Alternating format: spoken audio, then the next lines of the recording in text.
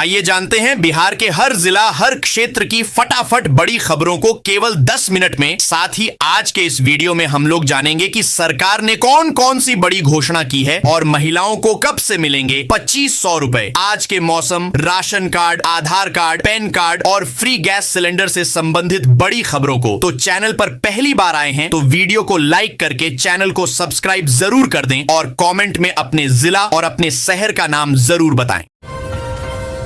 मुख्यमंत्री सम्राट चौधरी ने सामाजिक सुरक्षा पेंशन योजना के तहत 97.84 लाख लाभार्थियों के बैंक खातों में 1423.94 करोड़ रुपए की राशि डीबीटी के माध्यम से ट्रांसफर की है। बक्सर जिले में 1.6 लाख से अधिक सामाजिक सुरक्षा पेंशनधारियों को बड़ी राहत मिली है, क्योंकि बिहार सरकार ने उनकी मासिक पेंशन 400 रुपए से बढ़ाकर 1100 रुपए कर दी है। बढ़ी हुई राशि और जून का बकाया डीबीटी के माध्यम से सीधे उनके खातों में भेज दिया गया है। बिहार सरकार ने सामाजिक सुरक्षा पेंशन योजना के तहत लाखों लाभार्थियों को राशि भेजी है, लेकिन कई पात्र लोग अभी भी वंचित हैं। ऐसे लोग घर बैठे अपना नाम जांच सकते हैं और ऑनलाइन या ऑफलाइन आवेदन कर योजना का लाभ उठा सकते हैं। बिहार सरकार मछली पालन के साथ मोती की खेती को बढ़ावा दे रही है, जिससे किसान अपनी आय बढ़ा सकेंगे। चालू वित्तीय वर्ष में 50 एकड़ में मोती पालन का लक्ष्य है, जिस पर 60% अनुदान मिलेगा। मुख्यमंत्री सम्राट चौधरी ने बांकीपुर उपचुनाव रैली में कहा कि एनडीए सरकार सबका साथ सबका विकास नीति पर काम करती है और 125 यूनिट मुफ्त बिजली देती है, जिसका लाभ तेजस्वी यादव को भी मिलता है। बिहार के सभी निबंधन कार्यालयों में अब सीसीटीवी कैमरे की निगरानी में रजिस्ट्री प्रक्रिया पूरी होगी। यह कदम पारदर्शिता लाने, बिचौलियों को खत्म करने और जनता से सीधा फीडबैक लेकर व्यवस्था को जन केंद्रित बनाने के लिए उठाया गया है। बिहार में नई एनडीए सरकार के गठन के बाद मुख्यमंत्री आवास पर गठबंधन की अहम बैठक हुई, जिसमें सरकार और संगठन के बीच बेहतर समन्वय पर चर्चा हुई। मुख्यमंत्री सम्राट चौधरी के नेतृत्व पर भरोसा जताते हुए नीतीश कुमार ने बिहार को विकसित राज्यों की श्रेणी में लाने का लक्ष्य बताया। पटना। देश भर में पेट्रोल में एथेनॉल मिश्रण को लेकर बहस के बीच राजधानी पटना के पेट्रोल पंपों पर फिलहाल केवल 2 प्रकार के पेट्रोल E20 और एक्स्ट्रा प्रीमियम पेट्रोल की ही बिक्री हो रही है। मुख्यमंत्री सम्राट चौधरी ने केंद्रीय मंत्री प्रहलाद जोशी के साथ पटना में खाद्य सुरक्षा योजनाओं की समीक्षा की। बैठक में बिहार में 1 करोड़ नए राशन कार्ड बनाने और पीडीएस को मजबूत व पारदर्शी बनाने पर जोर दिया गया। बिहार शिक्षा विभाग ने सरकारी स्कूलों की निगरानी के लिए नया मॉडल लागू करने की तैयारी की है। अब हर महीने जिला व प्रखंड शिक्षा अधिकारी गांवों में जाकर अभिभावकों से बच्चों की पढ़ाई और शिक्षकों की उपलब्धता पर सीधा संवाद करेंगे। बांकीपुर उपचुनाव में बीजेपी ने अभिषेक कुमार उर्फ बंटी को मैदान में उतारा है, जिनका मुकाबला प्रशांत किशोर से है। मैट्रिक पास बंटी के पास लगभग 20 लाख की संपत्ति है और उन पर 10 लाख का कर्ज है। बिहार में नई टोल नीति लागू हो गई है, जिसके तहत व्यावसायिक वाहनों को स्टेट हाईवे और 250 मीटर से अधिक लंबे पुलों पर टोल टैक्स देना होगा। शिक्षा विभाग ने मुजफ्फरपुर के प्रारंभिक विद्यालयों में बरसात के दौरान मिड डे मील में बैंगन, भिंडी, पत्ता गोभी और साग के उपयोग पर रोक लगा दी है। यह फैसला बच्चों को संक्रमण और फूड पॉइजनिंग से बचाने तथा भोजन की गुणवत्ता व स्वच्छता सुनिश्चित करने के लिए लिया गया है। बिहार में गंभीर रूप से बीमार बुजुर्ग या चलने फिरने में असमर्थ लोग अब घर बैठे जमीन की रजिस्ट्री करा सकते हैं। रजिस्ट्रीकरण अधिनियम 1908 की धारा 38 के तहत यह सुविधा उपलब्ध है, जिससे जरूरतमंदों को बड़ी राहत मिल रही है। किशनगंज प्रशासन मुख्यमंत्री के निर्देश पर अवैध कमाई से अकूत संपत्ति अर्जित करने वालों पर व्यापक अभियान चला रहा है। भू माफिया, मादक पदार्थ तस्करों और कर चोरों की संपत्तियों की जांच कर उनके वित्तीय नेटवर्क को तोड़ने की तैयारी है। शेखपुरा जिला के 2-1 गांवों को आदर्श गांव के रूप में विकसित करके यहां सभी नागरिक और आधारभूत सुविधाओं का विस्तार किया जाएगा। जिला के यह 2-1 गांव ऐसे हैं जहां 2011 की आम जनगणना के अनुसार अनुसूचित जाति की आबादी कम से कम 40% या फिर 500 है। पटना में अब संधि योग्य ट्रैफिक चालानों की सुनवाई अस्थायी लोक अदालत में होगी। इस संबंध में बिहार राज्य विधिक सेवा प्राधिकार ने राज्य के सभी जिला विधिक सेवा प्राधिकारों को निर्देश जारी किया है। बिहार के सरकारी इंजीनियरिंग कॉलेजों में एमटेक दाखिले के लिए आवेदन प्रक्रिया 10 जुलाई से शुरू होगी, जो 18 जुलाई तक चलेगी। पीजीईएसई 2026 के तहत वैध गेट स्कोर वाले अभ्यर्थी आवेदन कर सकते हैं। रैंक कार्ड 24 जुलाई को जारी होगा। परिवहन मंत्री दामोदर रावत ने बिहार राज्य पथ परिवहन निगम बीएसआरटीसी को निर्देश दिया है कि राज्य में लो फ्लोर मॉडल वाली बसों की ही खरीद की जाए। इसको लेकर मंत्री ने निगम को पत्र भी लिखा है। मंत्री ने कहा कि बिहार में सार्वजनिक परिवहन को अधिक समावेशी बनाने के लिए यह कदम उठाया गया है, ताकि सड़कों पर चलने वाली बसें हर वर्ग के यात्रियों के अनुकूल हों। बिहार इंजीनियरिंग यूनिवर्सिटी का तीसरा दीक्षांत समारोह 18 जुलाई को आयोजित होगा, जिसमें 6 मेधावी छात्रों को मेडल और 4 टॉपर्स को गोल्ड मेडल मिलेंगे। समारोह में शामिल होने के लिए 17 जुलाई को रिहर्सल अनिवार्य है और छात्रों के लिए पारंपरिक ड्रेस कोड निर्धारित किया गया है। उपराष्ट्रपति सीपी राधाकृष्णन के 11 जुलाई को गया आगमन के कारण जिला प्रशासन ने विशेष ट्रैफिक व्यवस्था लागू की है। यह व्यवस्था सुबह 8 बजे से दोपहर 2 बजे तक प्रभावी रहेगी। नीट यूजी पुनर्परीक्षा फर्जीवाड़ा मामले में ईओयू को लखीसराय जेल में बंद 29 आरोपितों की 72 घंटे की रिमांड मिल गई है।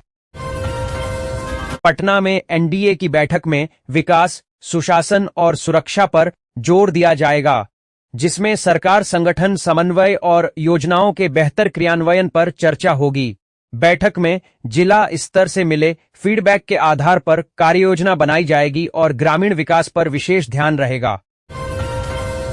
पटना में चर्चित कोचिंग विवाद से जुड़े मामले में खान सर की जमानत याचिका पर फैसला टल गया है। जिला जज की अनुपस्थिति के कारण अब अदालत 13 जुलाई को इस पर आदेश सुनाएगी। बिहार के सरकारी स्कूलों में ई शिक्षा कोष पोर्टल पर शिक्षकों की ऑनलाइन हाजिरी में बड़े फर्जीवाड़े का खुलासा हुआ है। ठाकुरगंज में 1000 किलोमीटर से अधिक दूर से हाजिरी लगाने वाले 5 शिक्षकों और एक प्रधानाध्यापक को निलंबित कर दिया गया है। केंद्रीय मंत्री और मुख्यमंत्री की समीक्षा बैठक में औरंगाबाद के बारुण प्रखंड में एक 50 मेगावाट ग्रिड हाइफन संलग्न सोलर पार्क और बैटरी ऊर्जा भंडारण प्रणाली परियोजना को प्राथमिकता से आगे बढ़ाने के निर्देश दिए गए। जनता दल यूनाइटेड ने पूर्व प्रदेश महासचिव अरविंद कुमार सिंह उर्फ छोटू सिंह को दल विरोधी गतिविधियों के आरोप में 6 साल के लिए निष्कासित कर दिया है। पार्टी ने इस कार्रवाई को संगठनात्मक मर्यादा और अनुशासन बनाए रखने के लिए उठाया गया एक बड़ा कदम बताया है। ललित नारायण मिथिला विश्वविद्यालय ने 4 अंगीभूत महाविद्यालयों में अप्रेंटिसशिप एम्बेडेड डिग्री प्रोग्राम शुरू करने के लिए समझौता किया है। यह पहल छात्रों को पारंपरिक शिक्षा के साथ साथ व्यावहारिक प्रशिक्षण देकर उनकी रोजगार क्षमता और आत्मविश्वास को बढ़ाएगी। बिहार में मानसून पूरी तरह सक्रिय हो गया है, जिससे राज्य के कई हिस्सों में भारी बारिश और वज्रपात की स्थिति बनी हुई है।